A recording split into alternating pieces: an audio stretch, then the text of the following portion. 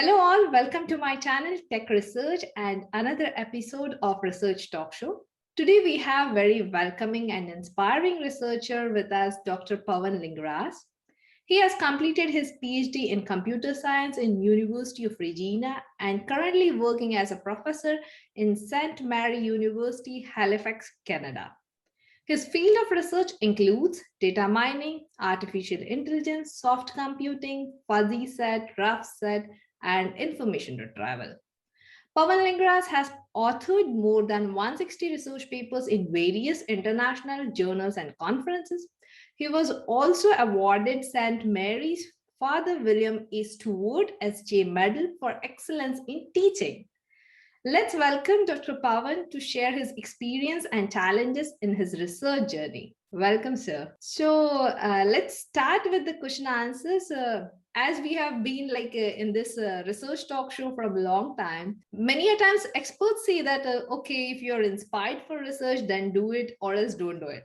So how you define research personally? Were you passionate about it or it was just destiny that brought you here? For me, research is really independent learning, right? I mean, especially in computer science, things keep on changing, and then you have to keep on learning. And like the best way to do this is by looking at some of the new technologies that are proposed, and then change them, modify them for certain problems, and so on. I I mean, as an undergraduate, of course, I had no interest in research as an engineering student. I was thinking of, becoming a practitioner. But then once I came to graduate studies, things changed, right? I mean, it's always the supervisor that you work with, they inspire that. So I had a few good mentors. One was in transportation engineering, Dr. Sharma, and another one was Dr. Wang in computer science. So I mean, like that did change, and I really became very passionate about it. Yeah, that's nice to hear. So my next question goes is, what is the most challenging thing for you while pursuing a PhD or research? I mean, in the initial stages, there are always this trepidation, like, I mean, would you be able to produce something that is publishable, and so on. But really, that wasn't something that we had to worry too much about, because um, we were really excited. Like, I mean, like, I'll just talk about how my PhD went. At that time, I was a single, and then we had come across this exciting work that like, when we could figure it out mathematically, but there was a strong philosophy behind it. This was theory of belief functions by Glenn Schaefer. And we spent a lot of time going through that book. We would read it like 2 pages at a time. Me and my supervisor, we would discuss it, we would argue about it, and it was quite exciting. So we had it was a fairly large research group with about a dozen students, and I managed to get keep my supervisor excited about my work, right? So I would come in at 6 a.m. in the morning, make sure that everything that we had discussed before was all ready. So when he came in at 9, 10 o'clock, I was the only graduate student in the office, right? So I got his attention. Then we used to talk about it, and then I would hold his attention until after lunch. Like, we go have lunch together and so on. So it was very exciting time, like, for that one particular year, when I was really focused on my PhD research. I lived and breathed my research, right? And it's something that comes back again and again. So whenever I get excited about a particular topic, then it is all consuming, right? And then you write about it, and I don't really write about it because I want people to know about it. I write it because I want to put structure on my thinking and articulate it for myself, right? And then so it is quite exciting. Even when we get negative comments from referees, or let's say constructive criticism, that is very good, because that allows me to look at things in a different way. So I keep it very personal. Like, it's not me trying to tell other people, it's me trying to understand things. Yeah, that's nice to hear. Like, okay, keep your all energy and keep your excitement level, so you'll get the things. So the next thing we always heard about like good experience. Everyone speaks about that, but we want to know what is the bad experience where you felt like very much depressed or demotivated. Any incident which you like to share with us? So I would say that like one of the things that one has to do is, you have to be practical, right? Because managing a PhD is a very like, it's your individual project. Your supervisor and colleagues have their own life, and if you do not manage it well, then it can be a problem. So one of the things that I have seen happen quite often is people let things drift. Mhm. So the management of your research is very important. So I don't know if I had bad experience. It was just that I always manage it well. So I mean, I was looking at what is it that my supervisor would be interested in, right? And my Mhm. supervisor was only interested in new discovering new things, right? I mean, Right, my right. thesis was my problem, right? Yeah, yeah. So I just like I somehow managed to string together a cohesive three papers that sort Mhm. of formed my thesis. But it's not something that people do quite often. Like they let things drift, and it's very important that you want to keep your supervisor engaged. So by the time I finished my thesis, like when I presented my thesis to my supervisor, he had essentially read all the important parts, right? Mhm. So he looked at the introduction, and well, first of all, he said, like, hey, it's your thesis, it's your statement, and you have to take responsibility for it. But then when he was reading, he would come to the chapter which was essentially based on one of the publications. Say, I don't need to read this, right? So he essentially read my thesis within 15 days.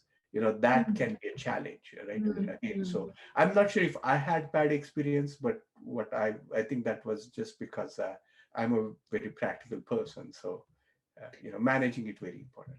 That's so nice. So you need to like learn to manage things apart from research. Okay, learn to manage things. Go with the flow. Don't let anything drift you and give you a back push. Just take everything in a positive way and just go ahead. That's Yeah. so nice. That's so nice. So that's for PhD, right? I mean, like individual, like when you are working on individual project that leads to some publications and so on, Mhm. it's much different. Like that's where, like, you're passionate about this particular topic. You learned about what people had done. You saw shortcomings, and then I mean, it's all exciting. But then again, going back to being practical, once you finish your PhD, and PhD, like sometimes students, like people think of PhD as an end of something, right? But it really is not. It's really beginning of research, right? Right. And then what follows after that is a research program. In order Mhm. to be a successful researcher, you have to have a program. You don't get funding if you don't have a long-term plan, right? Right. So then again, you have to have a team, Mhm. uh, Mhm. like one so you cannot just have individual papers. There has to be a team, because that is how you are going to um, uh, get respect of your colleagues who are going to support your research funding and things like that. That's nice. The next question comes is what are the tips that can help students to stay motivated during research or while doing PhD? Because it's research is a long journey and definitely we need some tips. So if you can give some tips or highlight, okay, students, these are tips from my side, that will be helpful. So just going back to this, right? I mean, thesis is your thing. Like it is your individual responsibility. You cannot rely on anybody, including your supervisor, to do all of that. So it's very important that you make sure that you have a plan. I mean, Mm-hmm, a mm-hmm. plan does not necessarily mean that you have seen the entire thesis at the beginning of your 3 or 5 year journey. But like when you have a general area of interest, then you look at the first project, then the second project, then the third project, and they have to be all related to each other. right? And Mm-hmm. then you can string it together into a cohesive thesis. So the management is so important. And like during PhD, I mean, some students do this as a part-time. So I know, and also having family and so on. So that can be difficult. But if you don't have those, like, I mean, that was my situation when I did my PhD, that there were no other responsibilities. Then, living and breathing the topic at the time, and like, even if you have something else to do, like, I mean, now I have many other responsibilities, but once when like, I set aside a day, and on that day I will not think about anything else but that. That's really helpful. I mean, like, okay, just go and have a deep dive when you have decided to do that, right? Just feel that everything for that particular time at least, and stay focused and manage yourself, right? That's pretty helpful. Yes, yeah, and I mean, you need a lot of time, like gestation. Mm-hmm. So, for example, once you say, okay, this is what I'm going to do, then you do a little bit of studying, then you let it percolate, right? I mean, Right. like, Mm-hmm. just let it be part of you. Then you start thinking about what you can do about it. Then maybe work it out a little bit. Then again, like, I mean, let it percolate, and so on. So many times I mean, it doesn't take. I mean, how long does it take to type 20 pages of paper, Right. right? I mean, it's not that hard, Mm-hmm. especially given the fact that we have things like algorithms in there, and illustrations, then experiments, and tabulation of results and so on. So from those 20 pages, we are only talking about 10 pages. So typing 10 pages is not the problem, right? It's Right. just thinking about that. So Mm-hmm. I also take a lot of breaks. Mm-hmm. One thing that I find quite, like, I mean, people talk about meditation, and, I mean, I probably do not have that. I may have a little bit of attention deficit order in that sense. Like, I cannot just sit and think. But what works for me is Mm-hmm. um, doing exercises. Like, I mean, like, say, for example, if you go for a jog, that is one of the best times when you're actually doing your research. One thing that I enjoy in Canada, and which I'll be doing in another month or so, is swimming. Like, I swim in lake, not so it has to warm up. Mm-hmm. Mm-hmm. Why? That's such a best time to think, right? Because once I'm in the water, it's like most of the time my head is down, looking looking at Yeah. the bottom of Yeah. the lake, and that is a very good way to work. So I find that, like, sitting at the computer is not the time when I do my best work. It's mostly when I'm doing some things that do not require any thought, right? I mean, like, even chores around the house, which do not require a lot of thought, right? So when you're doing that, then you can think about research. So I would take a lot of breaks Mm-hmm. if I were a researcher, and that helps solidify the things that are in your mind. Wow, this give us another perspective. Like, I always heard about meditation, but like, this is identify your thing, like, which makes you happy and comfortable, and which provides you an energy while carry on to for the rest of the things. That's so nice, because I always heard of like meditation, but like, yeah, it may work for some people, it may work in some other form for some other people. That's nice to know. Yeah, so my last question comes is lastly, your piece of advice to young upcoming researchers. One thing like, I mean, writing papers is important, right? Mm-hmm. So you have a theme, and Mm-hmm. then you just keep on writing papers as you go along, Mm-hmm. and those papers should be part of some kind of theme, right? And do not think of writing papers, and don't think about, is this going to be published? What are people going to say, and so on, right? Because you don't do it for others, you do it Mm-hmm. for yourself. So Mm-hmm. if you learn something, and if you write it down, then the chances are that somebody else will appreciate it as well. So always, like, don't think about like external factors. Just Mhm. think about internalization of the research that you're doing. That is going to make a lot of difference.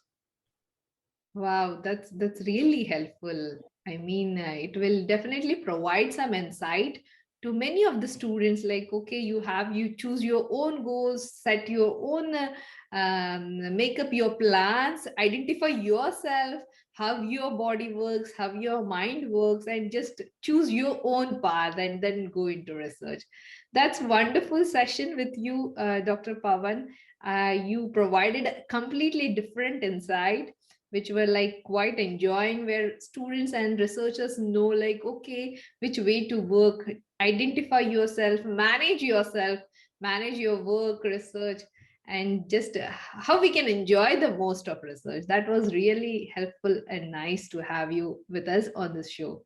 I'm really thankful for you for giving some time to this show and giving my viewers a new insight altogether in research. Thank you very much. It's a nice project that you're working on. Yeah, yeah. Thank you so much then. Thank Have a good day. Bye. you.